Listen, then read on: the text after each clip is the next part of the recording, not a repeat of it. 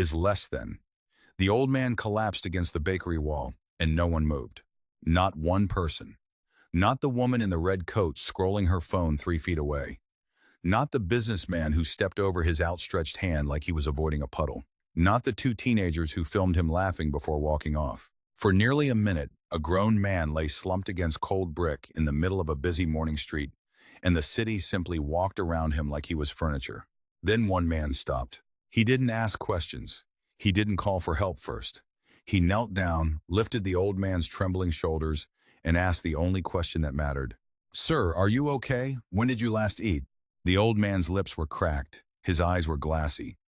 But he managed to whisper 4 words that would follow this stranger for the rest of his life. Not in 3 days. What happened in the next 60 seconds would end up rewriting both of their futures. Because the frail old man being helped off the sidewalk wasn't just hungry. He wasn't just forgotten. He was hiding a secret worth billions of dollars, and he was about to test the one thing money could never buy, the true character of a stranger. Stay with this story until the very end, because it isn't really about bread or coffee or charity. It's about what happens when a man with nothing meets a man who has everything to lose, and only one of them is telling the truth about who they are. Before we dive deeper, let us know in the comments where you're watching this from. We'd love to hear from you. And if you're new here, click that subscribe button so you never miss any of our upcoming videos. Why would a billionaire dress like a man the whole city had given up on? Was he running from someone or searching for someone? Why did hundreds of people walk past him without blinking, while only one man knelt down to help? Was this meeting an accident, or was it something closer to fate? And what decision, made in the next few hours, would change both of their lives forever? Every choice in this story matters. Every small act carries a consequence that ripples further than anyone could imagine. And sometimes, the people who appear to have nothing at all are quietly watching, quietly measuring, quietly deciding who among us still deserves to be trusted. His name was Daniel Reyes, and at 31 years old, he had learned to expect very little from life and to give a great deal anyway. He drove a delivery van 12 hours a day for a courier company that barely paid enough to cover rent, groceries, and his mother's growing pile of medical bills. His father had died when Daniel was 19, leaving behind nothing but debt and a second-hand toolbox Daniel still kept under his bed.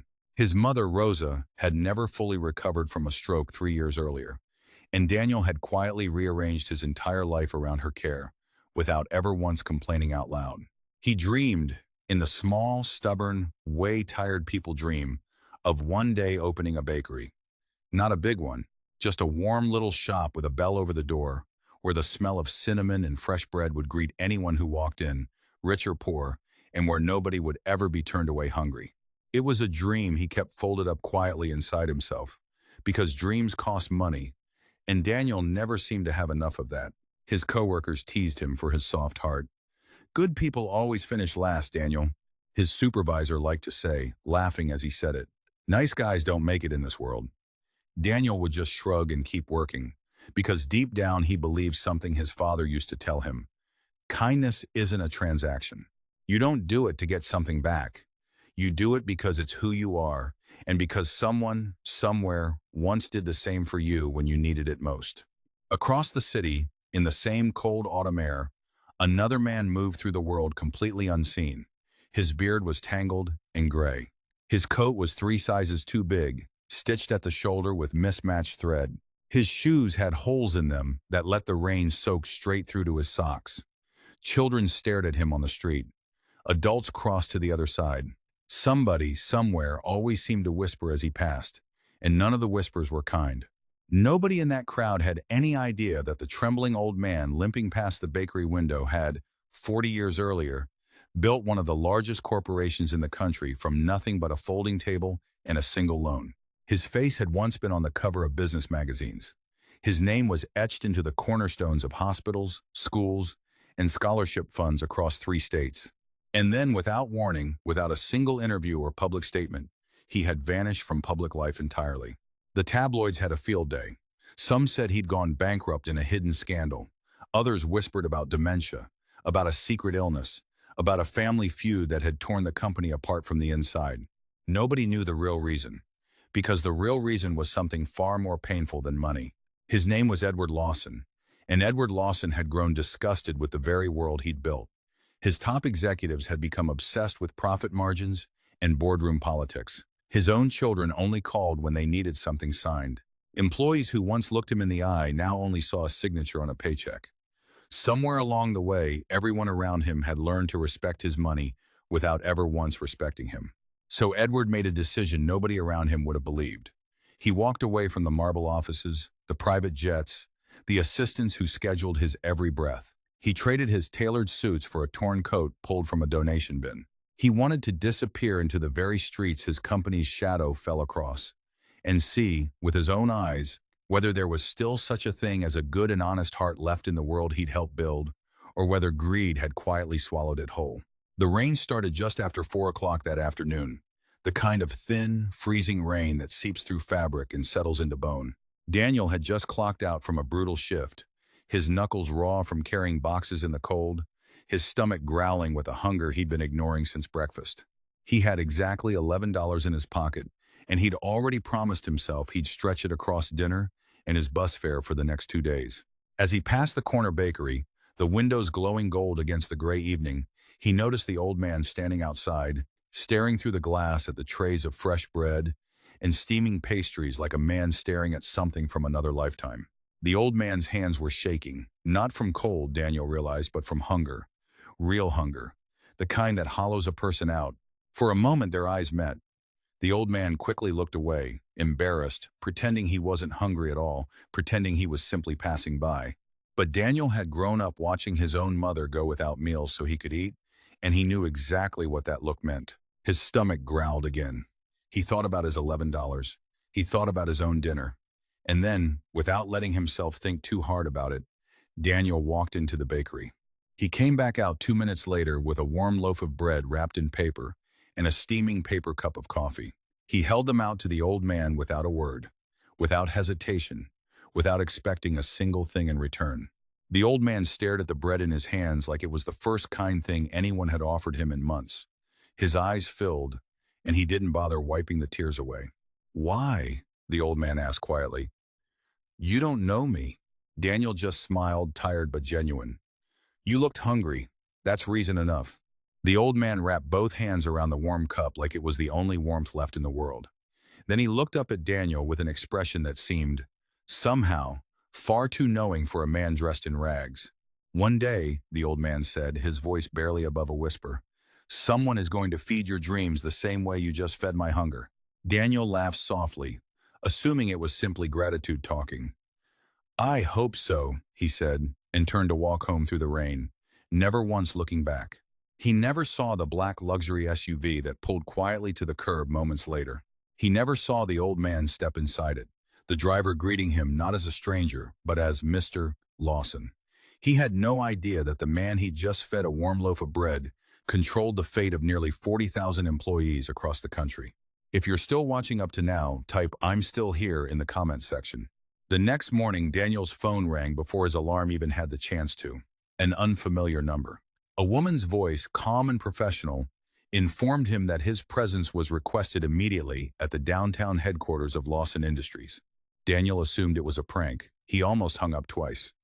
But something about the woman's tone, careful and formal, made him pull on his jacket and go. The building rose 32 stories into the gray morning sky, all glass and steel, the kind of place Daniel had only ever seen from the outside while making deliveries to the loading dock in the back. This time, security waved him through the front doors like he was expected, like he mattered.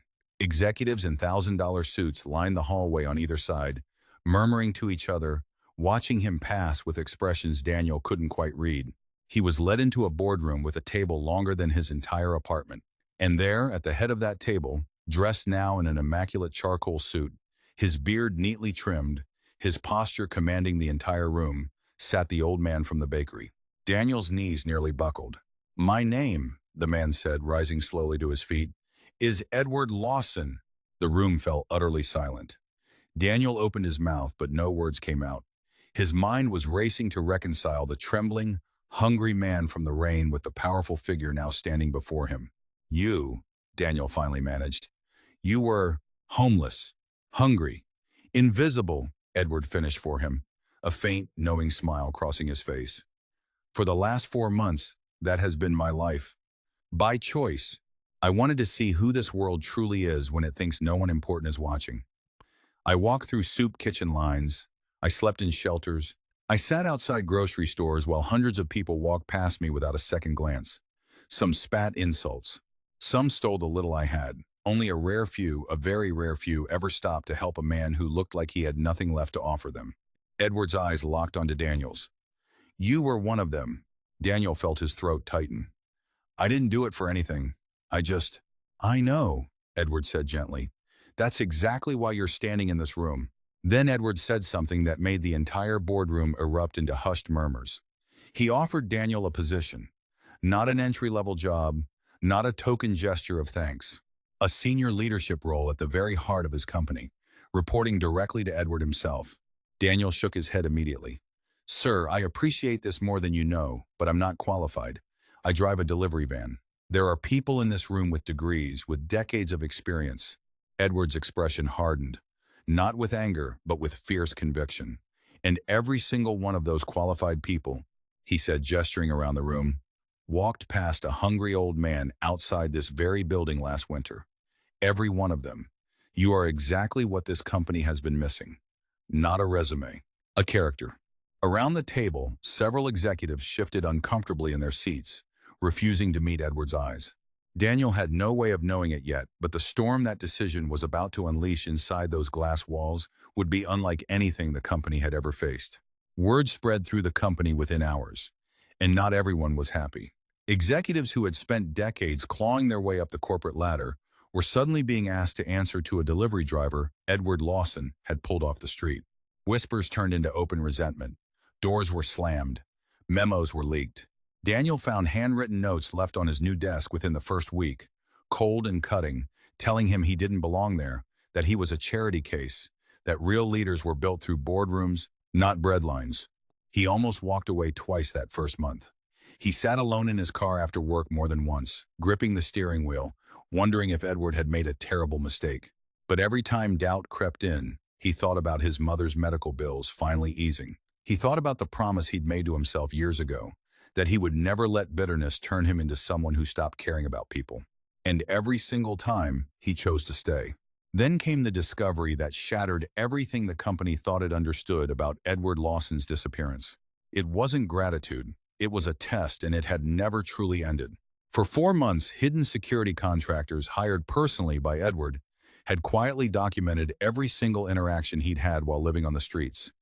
Every insult, every act of theft, every moment someone mocked him, ignored him, or exploited his apparent helplessness, and every rare act of genuine kindness cross-referenced against employee records.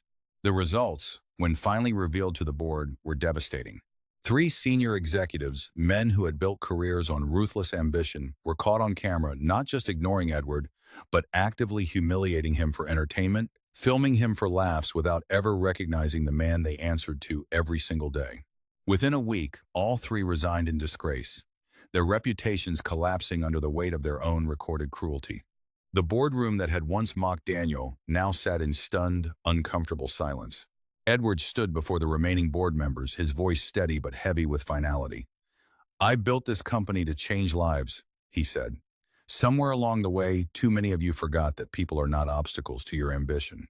They are the entire reason any of this exists." He paused, letting the weight of his words settle over the room. "I am retiring, effective immediately, and I am naming my successor." Every eye in the room turned toward Daniel. But Edward wasn't finished. There was one final piece of the story even Daniel didn't know, a piece that would prove none of this had ever truly been random. Years before Daniel was even born, a young, desperate, nearly bankrupt Edward Lawson had once stood on the edge of losing everything he'd built. A stranger, a hard-working, quietly generous man named Miguel Reyes, had lent him money he could not afford to lend, asking for nothing in return except that Edward promised to help someone else someday, the way he'd just been helped. Edward had never forgotten that promise, and Miguel Reyes had been Daniel's father. Kindness, it turned out, had come full circle in a way no one could have engineered. Nothing about that rainy afternoon outside the bakery had been an accident. Months passed, and the company Daniel now led looked almost unrecognizable from the one he'd first walked into. Employee healthcare benefits expanded. A new scholarship fund quietly covered tuition for the children of warehouse workers and delivery drivers, the very people once considered replaceable. Local bakeries and small businesses across the city, including the very bakery where Daniel had bought that single loaf of bread, were brought on as trusted suppliers, their owners suddenly able to expand for the first time in years. His mother's medical treatments were fully covered, and for the first time in over a decade, Daniel watched her sleep without the quiet worry etched into her face every single night. But Daniel never let the promotion change who he truly was. Every single Friday evening without fail, he still walked to that same small bakery. He bought extra bread, extra coffee, and then he walked the same cold streets he used to walk home from work, looking for someone who needed it more than he did. Not because he had to anymore, not for recognition, and certainly not for reward. Because someone, an old man shivering in the rain outside a bakery window, had once reminded him of something he never wanted to forget. Kindness is never wasted, even when it looks like nothing is coming back. You may never know who is truly watching your actions. The greatest opportunities in life rarely arrive wearing expensive suits and polished shoes. Sometimes they arrive quietly, wearing a torn coat and worn-out shoes, standing outside a bakery window, waiting to see if anyone in this world still remembers how to care.